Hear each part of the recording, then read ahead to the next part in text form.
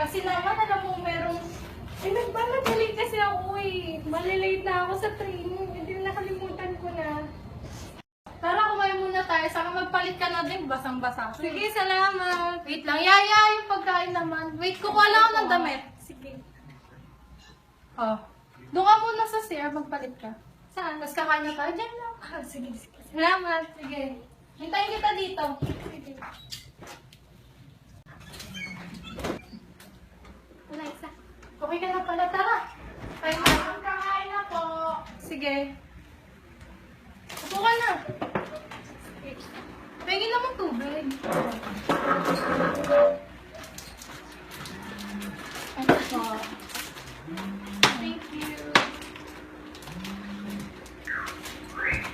Hindi ko alam na may bagyo pala ngayon. Dapat kasi nanonood ka ng TV para alam mo ang nangyayari sa kapaligiran mo.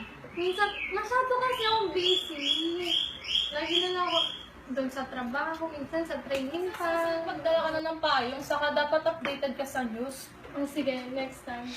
Sige, kasi ako mahilig manood ng news eh. Tapos sa kwarto.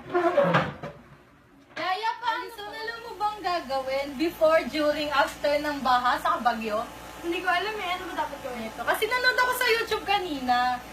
Ito, bago magkaroon ng bagyo, dapat manonood ka ng balita sa TV nyo para prepared ka sa mga mangyayari. Dat pala, pati sa pag-ibig, meron din balita para prepared ka lang masaktan. Ay nako, ito pa, isa pa. Siguraduhin mo maluwag yung kalsada para pag may emergency, makapunta agad kayo sa hospital. Tapos nun, maghanda ka ng flashlight, first aid kit, or ano pang gagamitin yung panggamot. Para pag may nasaktan, magagamot mo agad. Ba't sa pag-ibig walang first aid kit? No? Ganun talaga, ano ka ba?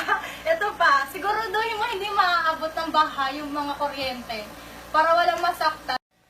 Tapos during, kunwari sobrang lakas ng baha, huwag kang makipagsapalaran na tumawid sa baha, di ba? Para di ka magkaroon ng sakit. Yeah. Tapos huwag ka gumamit ng mga electrical equipment, di ba? Katulad na, kunwari, mga extension. Alam mo nang bumabaha, gagamitin mo pa. Sige. Tapos yung after, alam ko na yun. Ano? Ito, i-report sa barangay, tapos tumulong dun sa mga salantahan na dulot dun sa bagyo. Oo, tama!